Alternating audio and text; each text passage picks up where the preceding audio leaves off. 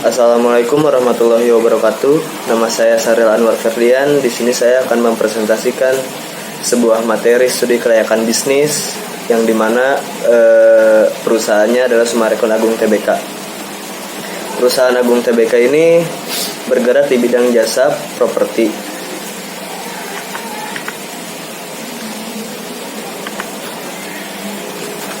Langsung saja kepada aspek hukum. Aspek hukum di sini ada identitas perusahaan yang termasuk di dalamnya ada nama perusahaan PT Summarecon Agung Tbk, jenis usaha konstruksi, kegiatan usahanya properti real estate developer Indonesia. Alamatnya di Gedung Plaza Summarecon, Jalan Perintis Kemerdekaan nomor 42, Kelurahan Kayu Putih, Kecamatan Pulau Gadung, Jakarta Timur. Logo perusahaannya seperti yang tertera di PowerPoint tersebut, berbentuk S dan mengandung tulisannya Summarecon. Selanjutnya ada aspek legal. Aspek legal di dalamnya termasuk ada aspek manajemen dan uraian kerja.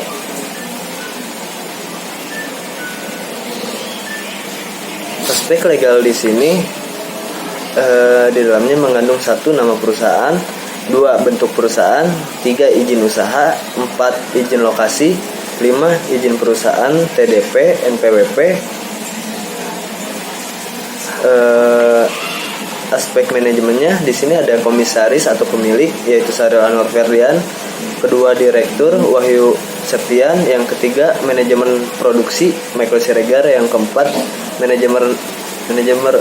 manajemen marketing ada Rahman Pamungkas. Yang selanjutnya ada uraian kerja. Uraian kerja di dalamnya ada termasuk komisaris atau pemilik. A. Bertanggung jawab terhadap PT. B. Melakukan pengawasan terhadap kebijakan dan menjalankan usaha. C. Memberikan nasihat kepada struktural.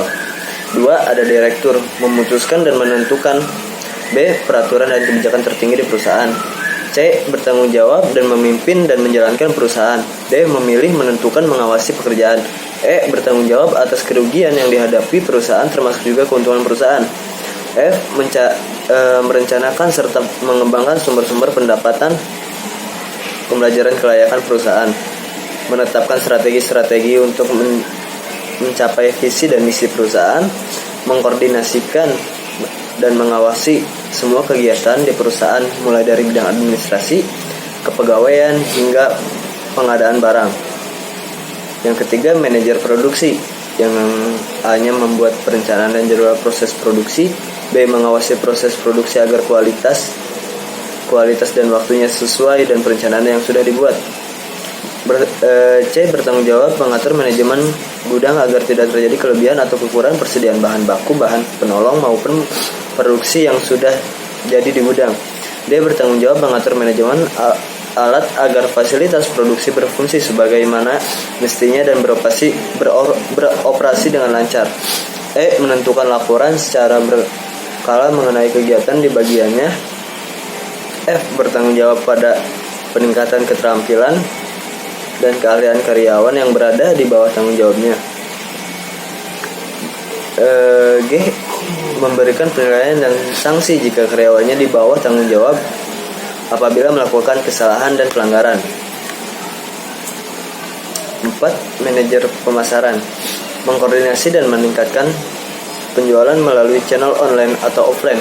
B. Mengkoordinasikan semua media, organizer acara dengan rekan bisnis untuk keperluan promosi dan meningkatkan penjualan, menjaga efektivitas dan inventory level dengan penjualan. D. Mengevaluasi pencapaian target sales. E. Melakukan strategi pemasaran yang efektif serta berorientasi pada pencapaian dan peningkatan target sales. F. Memberikan pengarahan serta problem solving terhadap masalah yang berkaitan dengan pencapaian sales. G. Membangun serta menjaga hubungan dengan mitra bisnis, klien, dan vendor. Melakukan pembinaan dan penilaian terhadap perilaku dan prestasi. Selanjutnya ada aspek pasar dan pemasaran. Poin-poinnya adalah pasar sasaran, segmentasi pasar, potensi pasar, posisi pasar, pesaing pasar, dan strategi bauran pemasaran. Aspek pasar sasaran yang dituju oleh bisnis ini adalah sebuah lapangan terbuka yang dimana berpotensi akan menjadi sebuah kawasan pemukiman untuk kemajuan masyarakat dan keindahan lingkungan serta perawatan lingkungan, menciptakan bangunan-bangunan kokoh yang dimana bertujuan untuk menciptakan Indonesia lebih berwibawa di mata dunia dengan cara menciptakan suatu hal yang luar biasa, membangun apartemen mewah, lingkungan mewah, pemukiman mewah dengan mengikuti perkembangan zaman yang dimana pangsa pasar dari Summarecon sangat tinggi. Segmentasi pasar di dalamnya ada segi geografi, 2 segi demografi, 3 segi psikologis, 4 segi perilaku. Selanjutnya ada potensi pasar. Potensi pasar di sini adalah dalam upaya peningkatan pangsa pasar yang diraih oleh perusahaan Summarecon Agung. Perusahaan mencoba untuk meningkatkan kualitas pelayanan dan kualitas properti yang dijual. Perusahaan yang juga melakukan berbagai macam promosi dan analisa perilaku konsumen agar mendapatkan konsumen tetap dapat memuaskan konsumen serta menggait konsumen yang berada dari luar negeri dan dalam negeri. Tentu saja untuk menggait investor asing. Selanjutnya ada posisi pasar. Berdasarkan lingkungan kualitas produk dan bahan baku yang digunakan, Summarecon Agung berada dalam tingkatan produk kelas atas. Harga yang tawar pun sangat mahal, namun dengan tawaran yang relatif mahal, properti yang dibentuk atau dibuat oleh perusahaan akan membuat konsumen terpukau dengan kualitas yang didapatkan serta dengan harga yang fantastis. Konsumen tidak akan kecewa dengan apa yang didapat setelah membeli properti di perusahaan. Jadi untuk konsumen tidak perlu khawatir. Bahkan harga dari Summarecon bervariasi dari harga minimal sampai harga yang maksimal. Selanjutnya ada aspek teknis. Aspek teknis dan teknologi mencakup 1. Cakupan produksi, 2. Kebutuhan teknis, 3. Tata letak, denah, dan 4. Produksi. Cakupan produksi. Untuk mendapatkan kualitas produk properti yang bagus, maka pemilihan jenis bahan pokok properti menjadi salah satu hal yang harus diperhatikan. Karena seperti yang sudah kita ketahui bahwa ada berbagai macam, bahkan sangat banyak jenis bahan yang kualitasnya standar sampai standar super. Yang kedua, kebutuhan teknis. Yang pertama ada lokasi. Summarecon memiliki beberapa pembangunan tanpa henti yang tersebar di beberapa kota, bahkan beberapa provinsi. Berikut nama daerah atau nama lokasi yang sedang ada pembangunan properti dari Summarecon. Yang pertama Kota Bandung, yang kedua Kota Jakarta, yang ketiga Kota Karawang. Proyek properti yang sudah dibentuk oleh Summarecon itu sangat banyak, dari awal perumahan, komersil, dan lain-lain. Contoh hasil pembangunan dari PT Summarecon Agung antara lain: yang pertama Agung Summarecon Mall Kelapa Gading, yang kedua Klub Kelapa Gading, yang ketiga apartemen Summerville, yang keempat Plaza Summarecon, yang kelima perkantoran Menara 1, yang keenam Haris Hotel Kelapa Gading, yang ketujuh rumah sakit Korlus Summarecon Serpong. Yang kedua bangunan gedung. Perusahaan PT Summarecon memiliki sebuah bangunan berjenis komersil yang luasnya sama dengan perusahaan lain sehingga bangunan perusahaan lebih luas. Yang ketiga peralatan produksi. Peralatan produksi ini mencakup perkakas, amplas kayu, mobil pengangkut material, alat bangunan lainnya, dan alat berat.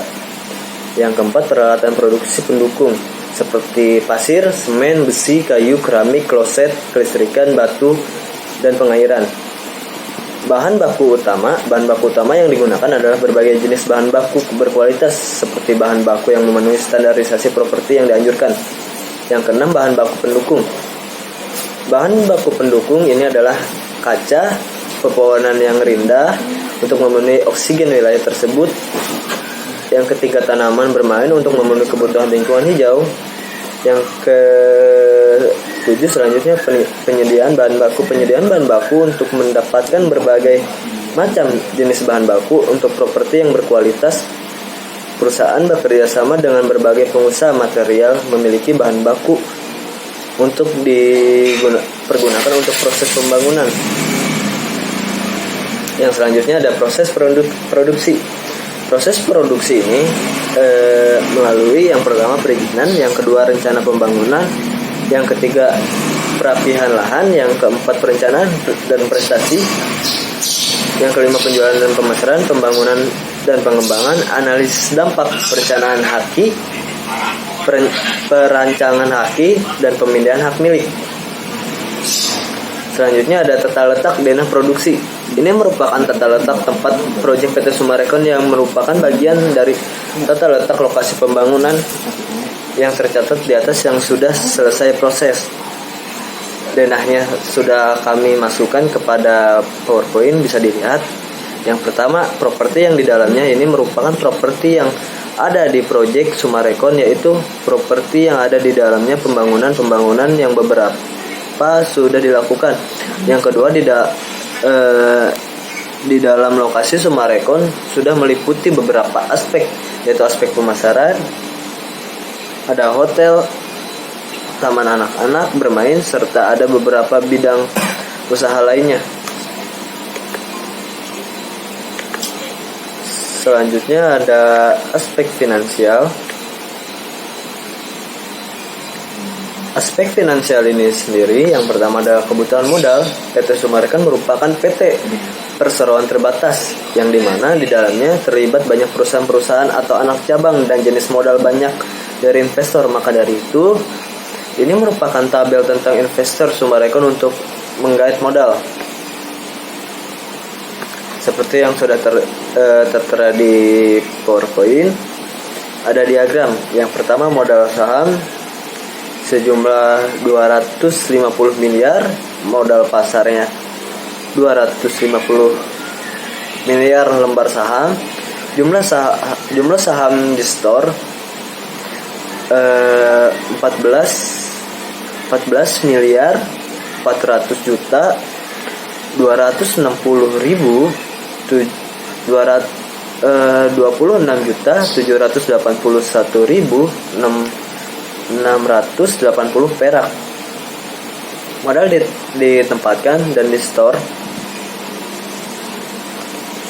1 triliun 442 miliar 678 juta 168 ribu. Nah, ini investor-investor yang masuk. Ada PT Sumargo Agung, yang kedua